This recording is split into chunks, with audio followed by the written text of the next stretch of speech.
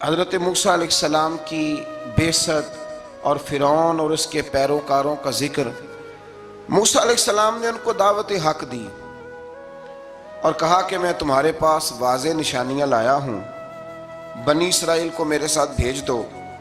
فرعون نے معجزات پیش کرنے کے لیے کہا تو حضرت موسیٰ علیہ السلام نے اپنا عصا زمین پہ ڈالا، اپنا عصا، اپنی چھڑی، اپنا ڈنڈا زمین پہ ڈالا تو وہ ایک واضح اژدہا بن گیا۔ پھر حضرت سیدنا موسیٰ علیہ السلام نے اپنا ہاتھ گریبان سے نکالا تو وہ دیکھنے والوں کے لیے روشن ہو گیا، ہاتھ کے اندر نور پیدا ہو گیا۔ ید بیضا لیے بیٹھے ہیں اپنی آستینوں میں۔ فرعون کے سرداروں نے حق کو قبول کرنے کی بجائے اسے جادو قرار دے دیا اور کہا کہ یہ تمہیں اپنے ملک سے نکالنا چاہتا ہے۔ انہوں نے کہا اس معاملے کو ذرا ڈھیل دو اور جادوگروں کو جمع کرو۔ جادوگر آئے، انہوں نے فرعون سے کہا کہ ہم حضرت موسیٰ کے مقابلے میں جادو تو دکھائیں گے معاذ اللہ، لیکن اگر ہم غالب آ گئے تو پھر ہمارا انعام کیا ہوگا؟ سودا پہلے طے کر رہے ہیں، کیا انعام ملے گا؟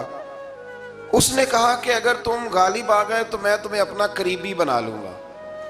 بادشاہوں کا قریبی ہونا بھی تو بڑی بات ہے نا، لوگ بڑے پاپڑ بیلتے ہیں قریبی ہونے کے لیے، اور یہ جو قریبی ہوتے ہیں نا، بالخصوص جو بادشاہوں کے قریبی ہوتے ہیں، بادشاہوں کی تباہی کا سبب بھی یہی لوگ ہی بنتے ہیں۔ یہ ان کو روز خبر دیتے ہیں کہ سب اچھا ہے، سب اچھا ہے، اور دنیا کے زیادہ تر حکمران انہی لوگوں کی وجہ سے تباہ ہوتے ہیں، کیونکہ ان کا خود عوام سے رابطہ نہیں رہتا۔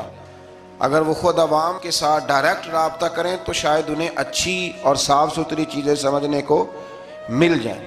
خیر، جادوگروں نے جب کہا ہمیں کیا دو گے تو اس نے کہا تمہیں قریبی بنا لوں گا۔ جادوگروں نے موسیٰ علیہ السلام سے کہا کہ آپ پہل کریں گے یا ہم پہل کریں؟ تو موسیٰ علیہ السلام نے کہا تم پہل کرو۔ جب جادوگروں نے اپنی رسیاں زمین پہ ڈالیں تو لوگوں کی نگاہوں کو سحر زدہ کر دیا، جادو کر دیا اور انہیں ڈروا دیا۔ انہوں نے کہا یہ تو بڑا جادو لے آئے۔ اللہ تعالیٰ نے حضرت موسیٰ علیہ السلام کو حکم دیا کہ آپ بھی اپنا عصا زمین پہ ڈالیں۔ ان کی رسیاں سانپ بن گئی تھی نا، دراصل وہ سانپ بنی نہیں تھی، لوگوں کی آنکھوں پر جادو ہو گیا تھا، انہیں سانپ نظر آ رہا تھا۔ فرمایا آپ بھی اپنا عصا زمین پہ ڈالیں۔ وہ عصا سانپ بنا اور جادوگروں کی ساری چیزوں کو نگل ہی گیا۔ ان کی بہت ساری رسیاں سانپ بنی تھی، ان کا ایک ہی عصا سانپ بنا اور سب کو نگل گیا۔ اس طرح کے معجزے کی حقانیت اور جادوگروں کا بطلان ثابت ہوا اور فرعونی رسوا ہو گئے۔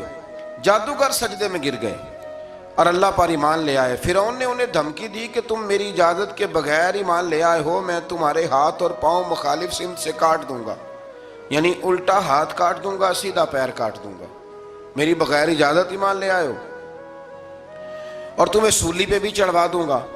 انہوں نے کہا کہ ایمان لانے کی پاداش میں تم ہمیں سزا دینا چاہتے ہو؟ پھر انہوں نے اللہ تعالیٰ سے صبر اور استقامت کی دعا کی۔ اس کے بعد فرعون نے بنی اسرائیل کے بیٹوں کو قتل کرنے کی اور بیٹیوں کو زندہ چھوڑنے کا حکم دے دیا۔ موسیٰ علیہ السلام نے قوم کو صبر کی تلقین کی اور کہا کہ نیک انجام اہل تقویٰ کے لیے۔ یہاں ایک لطیف بات ہمارے صوفیاء نے بھی لکھی ہے۔ صوفیاء کہتے ہیں کہ فرعون نے کلمہ نہیں پڑھا پر جادوگر کلمہ پڑھ گئے۔ وہ کس طرح کلمہ پڑھ گئے؟ تو کہنے لگے دراصل انہوں نے آتے ہی حضرت موسیٰ کا ادب بڑا کیا تھا۔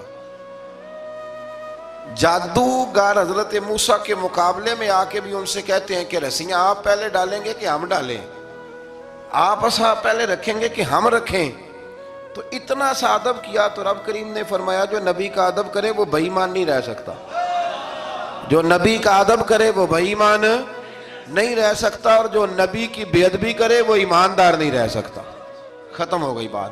یہاں ہمارے صوفیاء نے یہ بات لکھی ہے کہ چونکہ انہوں نے آتے ہی کہا تھا کہ آپ پہلے ڈالیں گے یا ہم پہلے ڈالیں، تو حضرت موسیٰ سے انہوں نے پوچھ لیا، نبی کے پوچھے بغیر پہل نہیں کی تو اللہ نے انہیں ایمان کی دولت عطا کر۔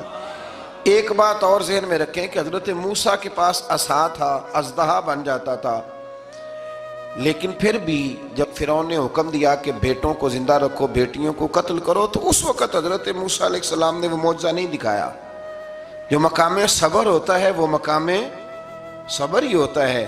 اگر موسیٰ علیہ السلام کی نافرمان قوم کے لیے پتھروں سے پانی نکل سکتا تھا تو میدان کربلا میں رسول اللہ کی اولاد کے لیے بھی نکل سکتا تھا۔ میرے کریم محبوب علیہ السلام کے خاندان کے لیے بھی نکل سکتا تھا. ہر جگہ معجزہ دکھانے کی نہیں ہوتی, کچھ مقام صبر بھی ہوتے ہیں. تو یہاں حضرت موسیٰ نے اپنی قوم کو صبر کرنے کی تلقین کی. پھر آیت نمبر 130 سے لے کر 143 میں بتایا کہ اللہ تعالیٰ نے فرعونیوں پر قحط سالی کا عذاب نازل کیا. فرعونیوں کا طریقہ یہ تھا کہ اچھائی کو اپنا کمال گردانتے تھے, کہتے تھے یہ ہماری طرف سے, اور برائی کو معاذ اللہ بدشگونی کے طور پر موسیٰ علیہ السلام کی طرف منسوب کرتے تھے. کہتے تھے معاذ اللہ آپ کی وجہ سے یہ سارا کچھ ہو رہا ہے. ہوتے نا نہیں کہتے ہیں جب سے میں وہاں گیا ہوں تب سے. ہمارے بزرگ ایک لطیفہ بھی سنایا کرتے تھے کہ کسی زمیندار نے نماز پڑھنی شروع کی تھی تو اس کے جانور مرنے شروع ہو گئے. اب لوگ سمجھتے ہیں کہ معاذ اللہ شاید یہ کسی بزرگ کے سبب سے ایسا ہے, حالانکہ یہ تو اللہ کی طرف سے آزمائش ہوتی ہے, اس کی حکمتیں ہوتی ہیں. اللہ تبارک و تعالیٰ نے ان پر عذاب کیا نازل کیا. آیت نمبر 130 اور 143 کبھی آپ سورہ اعراف کی پڑھیں تو اللہ تعالیٰ نے ان پر ٹڈیوں کا, جموں کا, مینڈکوں کا اور خون کا عذاب نازل کیا. یہ کس قسم کا عذاب ہے؟ جمعیں پڑ گئیں, ٹڈیاں آ گئیں, یہ اللہ نے عذاب نازل کیا. جب وہ عذاب میں مبتلا ہوئے تو موسیٰ علیہ السلام سے کہا کہ آپ اللہ سے دعا کریں کہ ہم سے یہ عذاب ٹل جائے. اگر ایسا ہوا تو ہم ایمان لے آئیں گے, بنی اسرائیل کو بھی آزاد کر دیں گے. لیکن موسیٰ علیہ السلام کی دعا کے نتیجے میں جب عذاب ٹل جانے کے بعد فرعونی پھر اپنے وعدے سے پھر گئے. بنو قریظہ والوں نے بھی کئی دفعہ حضور سے وعدے کیے پر اپنے وعدوں پر قائم. ایک بات آپ سے یہاں روک کے عرض کر دوں, ہم بھی کئی دفعہ کہتے ہیں ذرا بریک کبھی گاڑی کی نہیں نہ لگتی تو ہم ارادہ کرتے ہیں کہ آج سے ہی نماز شروع کر دینی. ذرا طبیعت زیادہ لیل ہوتی ہے تو ارادہ کرتے ہیں نا کہ بھائی آج کے بعد ہم نے نیک, پھر کیا ہوتا ہے شفا ہو گئی تو چھٹی ہو گئی. یہ طریقہ درست نہیں, یہ تو کفار کا طریقہ بیان کیا نا قرآن پاک نے. یہاں فرمایا جب اللہ تبارک و تعالیٰ نے انہیں نجات دے دی تو اپنے وعدے سے مکر گئے, تو پھر اللہ تبارک و تعالیٰ نے بنی اسرائیل کو سمندر پار کر کے ایسی قوم کے پاس پہنچا دیا جو بتوں کی پرستش کرتی تھی. وہ تو بچ گئے لیکن فرعونی سارے دریا کے اندر غرق ہو گئے. حضرت موسیٰ علیہ السلام سے کہنے لگے کہ ہمارے لیے بھی یہ خدا بنا دیجئے. حضرت موسیٰ علیہ السلام نے فرمایا بت پرستی کرنے والے جاہل ہیں. یہ بت پرست قوم کے پاس جب گئے نا بنی اسرائیل والے, بت پوجتے ہوئے دیکھا تو کہنے لگے ہمارے لیے بھی سامنے بنا کے رکھ دو. فرمایا یہ تو جاہل ہیں, تم انہیں دیکھ کے اثر قبول کر رہے ہو اور اپنی جاہلیت کے باعث یہ ہلاک ہونے والے بھی ہیں. پھر اللہ تعالیٰ نے بنی اسرائیل پر اپنی نعمتوں کا ذکر فرمایا اور موسیٰ علیہ السلام نے اپنی قوم میں ہارون علیہ السلام کو اپنا جانشین فرمایا اور کوہ طور پر تشریف لے گئے. اللہ نے فرمایا وہاں آ جائیں, میں آپ کو تورات عطا کرتا ہوں. 40 دن کا یہ عرصہ تھا.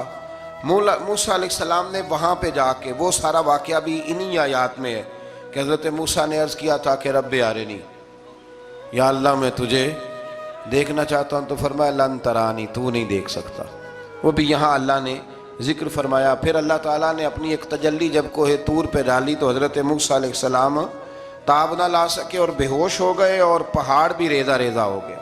اس کا ذکر بھی اللہ نے انہی آیات میں فرمایا. آیت نمبر 144 سے 155 تک حضرت موسیٰ علیہ السلام کو رسالت عطا کرنے, کلیم اللہ کا منصب عطا کرنے, تورات عطا کرنے کا ذکر ہے. آگے چل کے بتایا کہ جو متکبر لوگ ہیں نا وہ آیات الہیہ سے منہ پھیرتے, اور جو لوگ اللہ کی آیات اور قیامت کو جھٹلاتے ہیں ان کے اعمال باطل ہیں.